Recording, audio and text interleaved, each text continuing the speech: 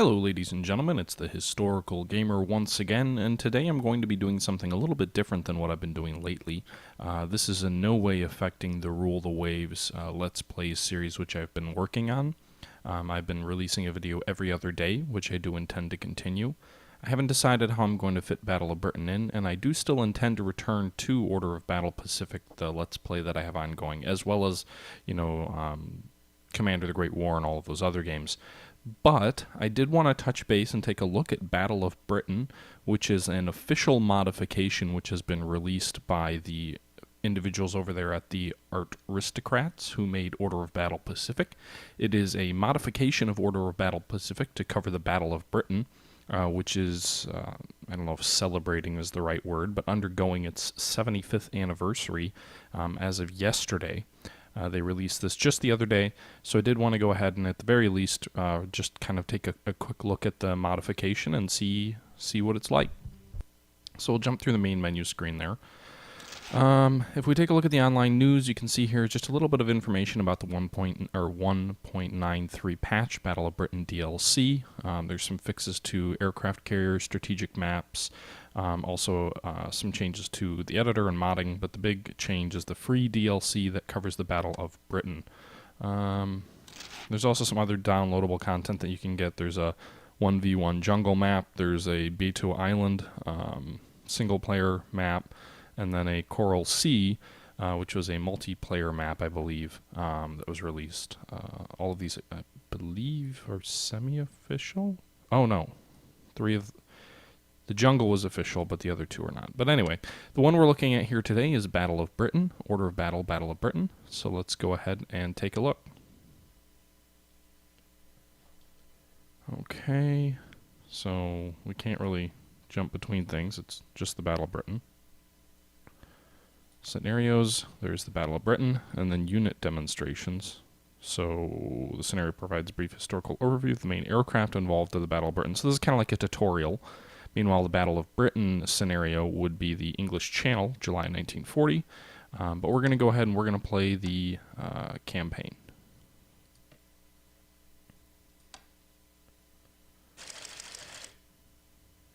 Okay, so Britain stands alone. You can see here we've got a European map instead of a Pacific map, which makes sense. France has fallen and all of Central Europe has been overrun by German aggression. As the British people remain defiant to their threats, the Wehrmacht has commenced preparations for invasion. But as the Royal Air Force guards the Channel, the Battle of Britain has begun. Okay, so it would appear that the unit demonstrations is the first scenario in the Battle of Britain camp. Oh, maybe not. Okay, so actually, the English Channel, July 1940, you can skip the unit demonstrations, which I assume is just a tutorial. Okay, so we're going to go ahead and we're going to play the English Channel scenario, and we're just going to jump right in.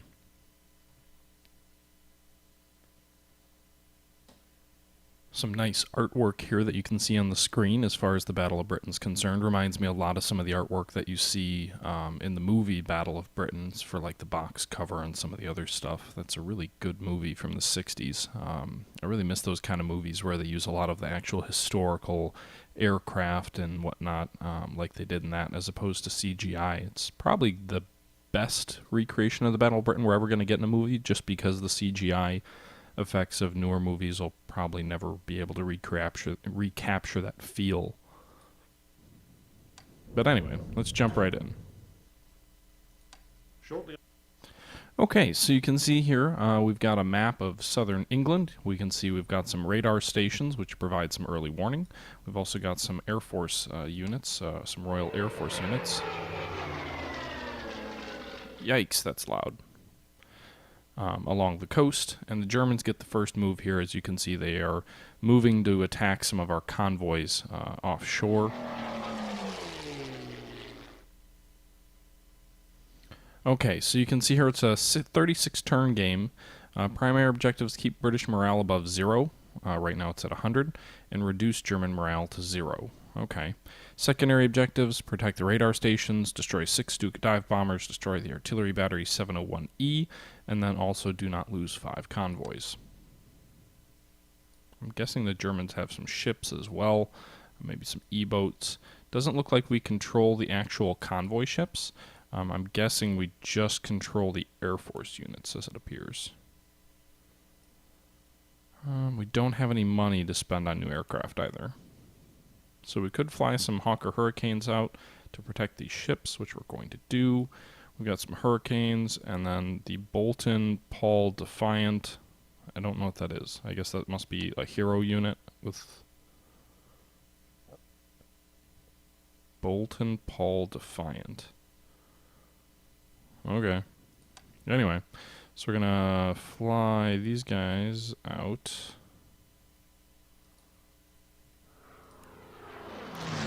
We're going to fly them out in mutually supporting movements, so we're going to try and keep our aircraft grouped together so that when they do meet the enemy, they can engage en masse.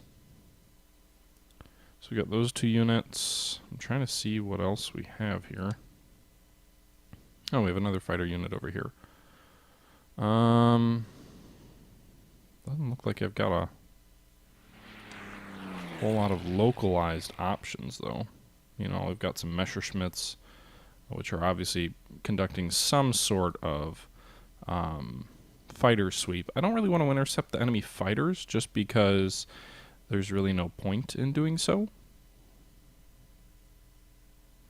I just don't see the sense in intercepting an enemy unit that's only going to cause casualties to us. So we'll keep these guys on base. We've got some anti-aircraft units. I don't know if we have any fighters further north. Doesn't really look like it. We've got those two fighters there. Some anti-aircraft guns. Yeah. Okay, so that's all we're going to move here for the first turn.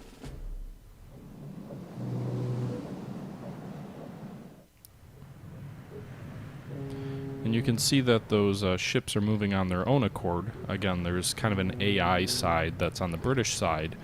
That controls everything except for the air command, the fighter command that we control.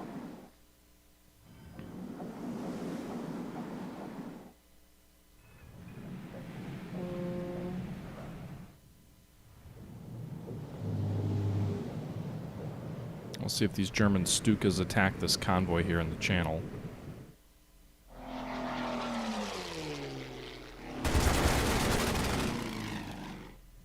Some enemy fighters flying over southeastern England, but they're strafing. God, that's loud, and I've got the volume turned almost all the way down.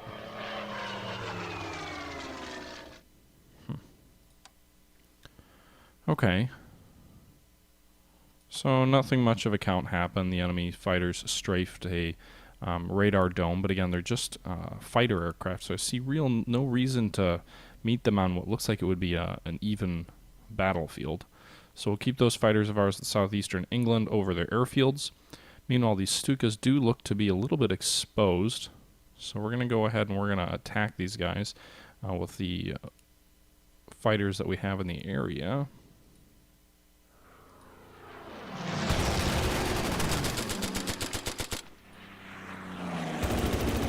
It's actually like a dive bomber or something like that of our own. But either way, we were able to inflict some casualties on the enemy Stuka unit, actually cut its strength in half. And then we've got a Messerschmitt squadron over here. A Stuka squadron over here. So I'm trying to ignore the enemy fighters to engage enemy dive bombers again, because those are more of a threat than the fighters themselves. Again, this fighter unit of ours will probably be attacked by the enemy Messerschmitts next turn. And yeah, I think I'm going to keep these aircraft over southeastern England. Just because there's really no sense. I am going to move these anti-aircraft guns closer to the coast. And that'll be the end of that turn.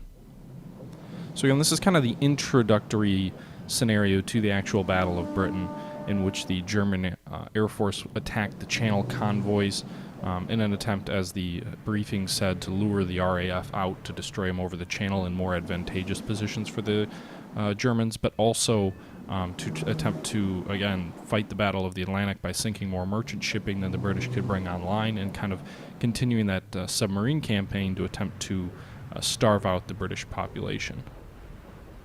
The Stuka did really well against that convoy. Really hope they can't finish him off here. Crap, they just sank one. Okay. Well, that Stuka will probably be destroyed next turn, but that's rather frustrating that it was able to do what it, to take out 3 hit points on a merchant ship. Now it took out 4, jeez. These guys are at less than half strength and they're still chewing us up.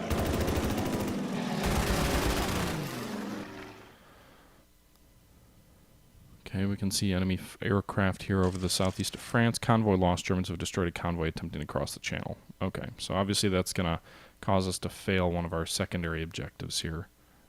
Well, actually, no, just one. Don't lose 5 convoys. Again, another enemy aircraft detected here. Hopefully... Well... Where did my...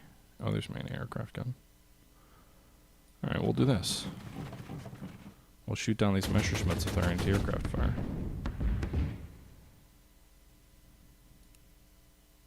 Oh, wow. We did some pretty decent damage. I'm wondering if maybe we should move in and finish these guys off. The enemy aircraft probably should not have lingered over our coast, and they've lost a pretty good amount of aircraft there. Meanwhile, we'll go ahead and finish off these German Stukas.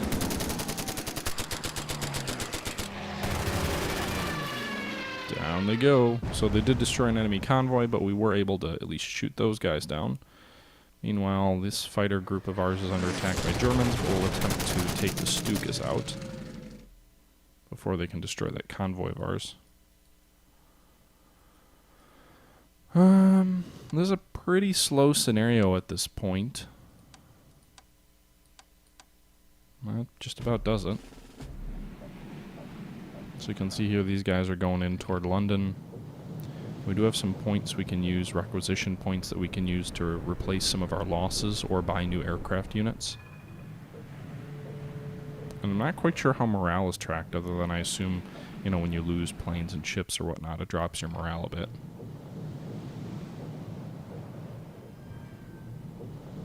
Okay, so these convoys are kind of working their way through the channel slowly but surely. The enemy Messerschmitt's coming in and attacking our fighter aircraft yet again.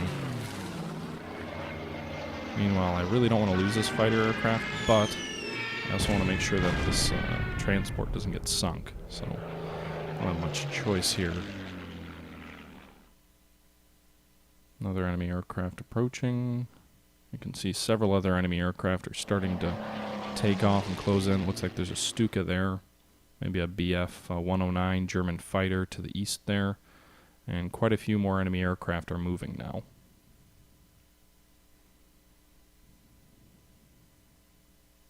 Quite a few more. Wow. Okay, this is going to be difficult to protect those convoys if those are all bombers.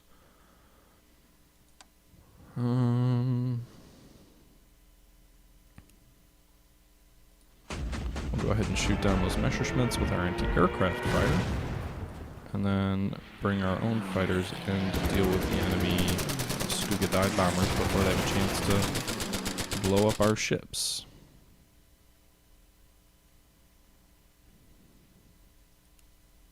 These guys don't have the range that I'd like. Okay, so the Stuka has 1 hit point left. I'm worried he may be able to finish that anti-aircraft, or that merchant ship off next turn. I guess we'll find out. Meanwhile, quite a few other enemy aircraft are approaching. I'm thinking we may fly south to engage these. Hopefully these aren't fighters. If they're fighters on a fighter sweep, I'm just wasting gas.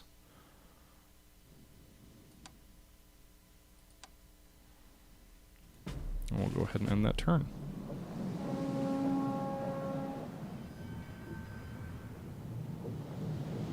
Okay.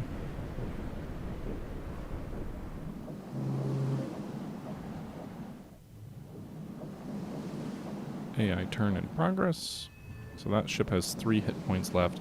Now if these guys are bombers, it's done. It's done for. But remember, we just have to make sure fewer than 5 are destroyed, so...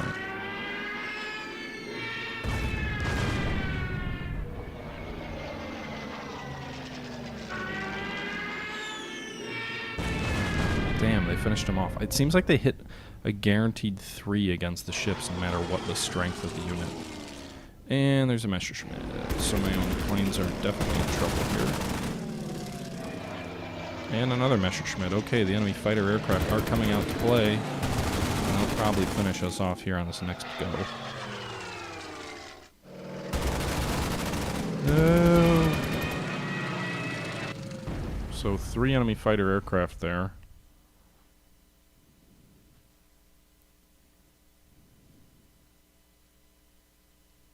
Crap.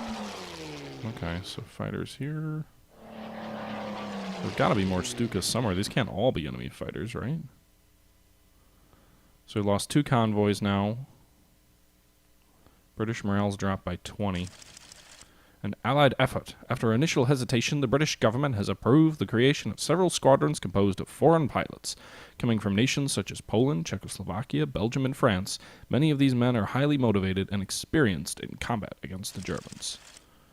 Lost another convoy. Safe passage. A merchant ship has successfully traveled along the Channel and into the Thames River, ready to unload its precious cargo in the ports of London. Okay, so one of those ships came through successfully. Meanwhile, this Junkers Stuka. Move these guys over here.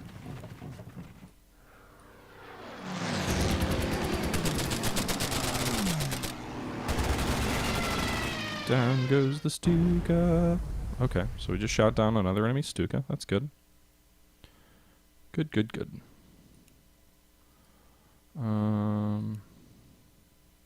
I don't really want to engage enemy fighter aircraft. That's the thing. There's 3 enemy fighters over here. I'm just worried about this one other merchant ship. I don't want to just leave it to its fate. So I guess we are going to fly these guys over here. I haven't seen anything else coming out this way toward the central part of the... what do you call it? Central part of the channel? And I wonder if that event triggered... No, we didn't get any more aircraft. But we did get a bunch of money, so we can probably go ahead and purchase some aircraft. So we can purchase a Spitfire for 110 or a Hurricane for 80. We're going to purchase some Spitfires. Revive destroyed unit. Yes.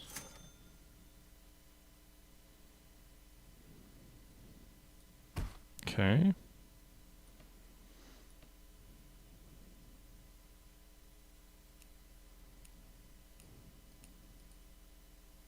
Oh, okay, so we've got all these guys on the map already.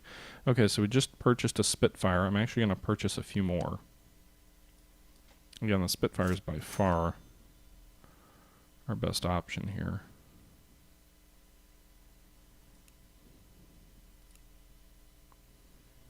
I think we're going to purchase some of them down here in the south. I think we'll purchase one more, because again, we also need that money to replace some of our casualties. The 3 Spitfires are going to be purchased and deployed.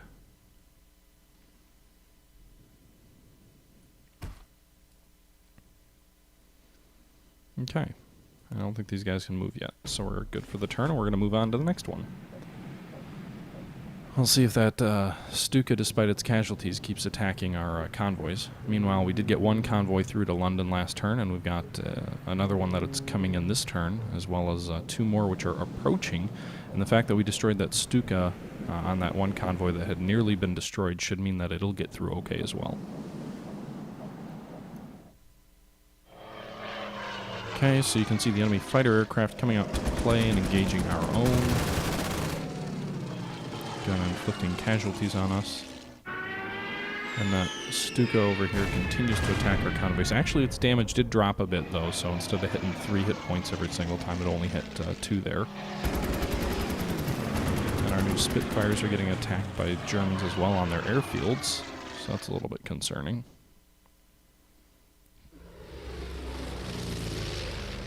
One of those Heinkels. Another merchant ship, safe passage. Looks like we've got some Döner Do-17s, which are German kind of medium bombers. The Germans really didn't have true heavy bombers, though, so it's kind of the equivalent of their heavy bombers, because, again, they didn't really have any true heavy bombers. And then our new Spitfire squadron can move in here and finish off this Stuka unit. So this ship is safe, at least so long as there's no more Stukas over here. They've got 3 that we know that are fighters. 1 could be a Stuka.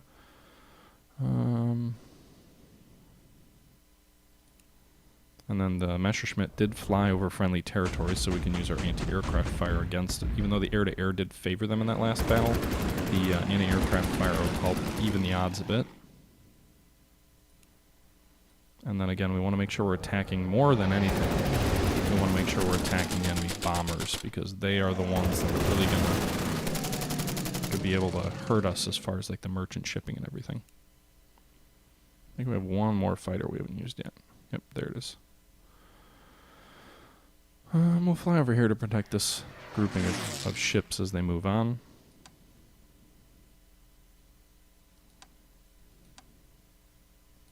Okay, so that's it for that turn. So we're cruising right along. This is a rather small scenario at this point, although things are escalating a bit here.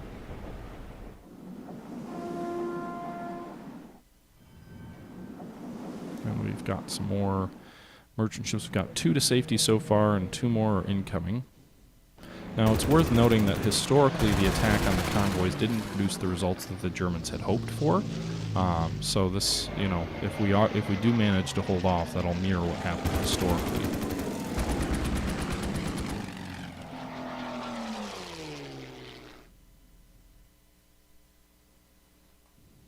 Okay. There's another enemy Stuka, but it's out of range of these bombers. And then again, the enemy fighter aircraft are coming in and attacking. Did some pretty heavy damage there, actually.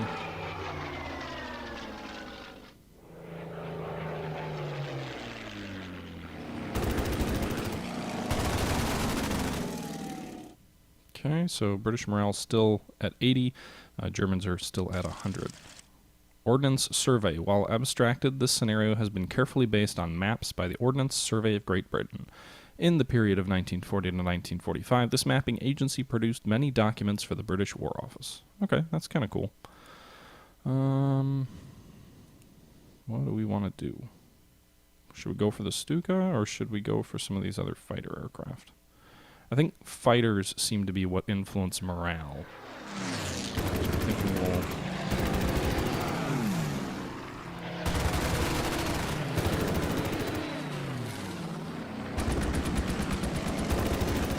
Okay, so we're taking some hits, but we're also, creating some casualties for the enemy as well.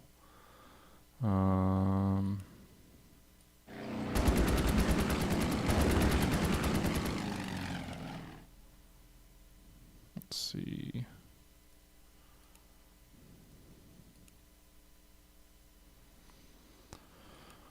What do we want to do? Let's go for this guy.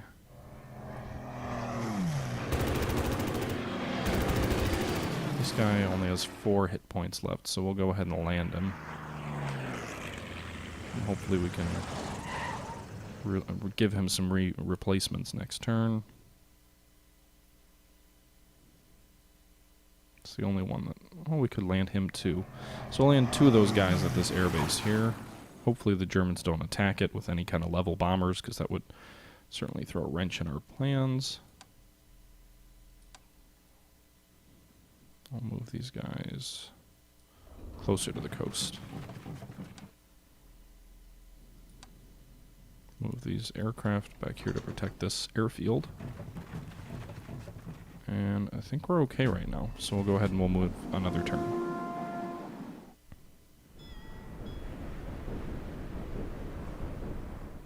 Again, it seems the only time we lost any morale is when we lost our own fighter units, so it seems to me that fighter units are what influence morale as far as dropping morale or raising morale, because we have destroyed several Stukas to no effect.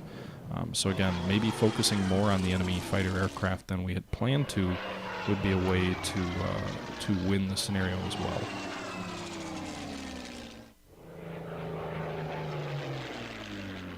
You can see here the AI is doing a good job of trying to concentrate its force against us by always seemingly attacking us with multiple units all at once. And it looks like the enemy is trying to strafe our airfield as well when we landed those aircraft, so they're not safe at their landing destinations. And they're bringing some heavy bombers back in as well, so that's something else we have to be aware of, because we want to make sure our aircraft don't get destroyed on the ground. We're going to go ahead and reinforce these guys and hopefully get them off the ground next turn.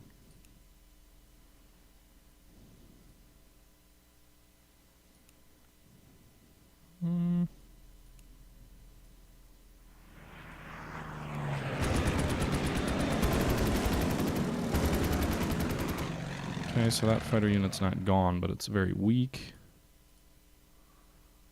Oh, we had a third fighter over here somewhere. Unless they shot it down. Oh no, they're all here. Okay.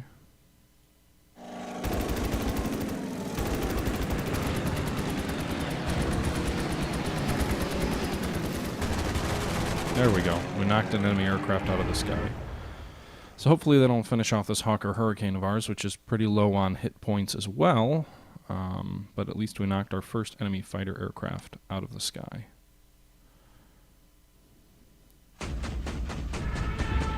And actually just destroyed another with some anti-aircraft fire. Solid! I think that just does it for our turn, though. So, there we go. Okay, so we're, 9 turns in almost into this scenario, and so far things seem to be going okay. I'd say the game is an interesting development on the Order of Battle Pacific gameplay. It's, it's intrinsically it's the same game, but it's a very different sort of setting, and there's really nothing in the Pacific that kind of matches this kind of combat or kind of strategy as far as any Pacific missions that I can think of that would be in any way similar to the Battle of Britain, a kind of long, drawn-out, protracted campaign against air units as well as land units. There really are no protracted air campaign scenarios that I can think of. Most of the Pacific battle ones, at least the ones I've played, just represent an individual battle. So that's kind of interesting in of itself. About a third through this scenario. We've been playing for about a half an hour. Mainly I was just kind of interested in taking a look at the gameplay. I could go through and have a whole series and talk about the actual historical importance of the Battle of Britain and different events that occurred throughout, which I may do here, as it seems the enemy's getting quite a few air units up. Actually, it doesn't look like destroying those German units had any impact on German morale. It was a little bit frustrating.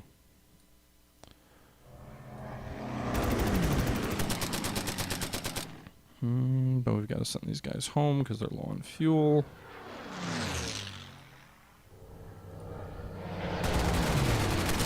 Okay.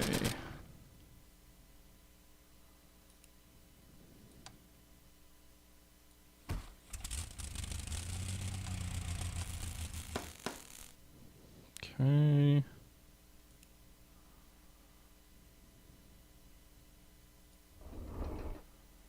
We're getting more convoy ships. I haven't seen any new convoy ships arrive on the map yet, though.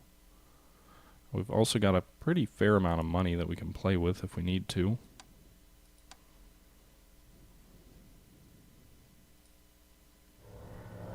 We found some more enemy Stukas we can harass here with our fighters over the channel, inflicting as many casualties on them as possible.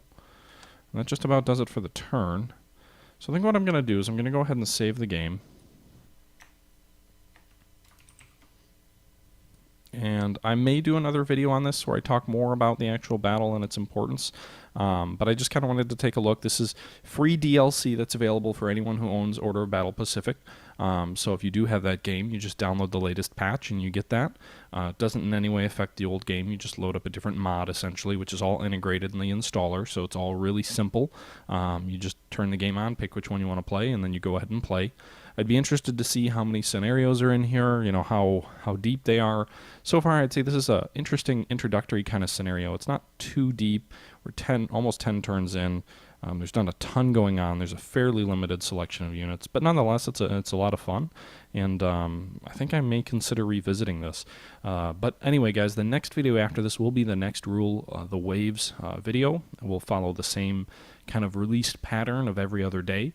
And with that being said, I appreciate everyone tuning in. I hope you enjoyed the video, and until next time, this is the Historical Gamer saying thank you for watching, and I'm out.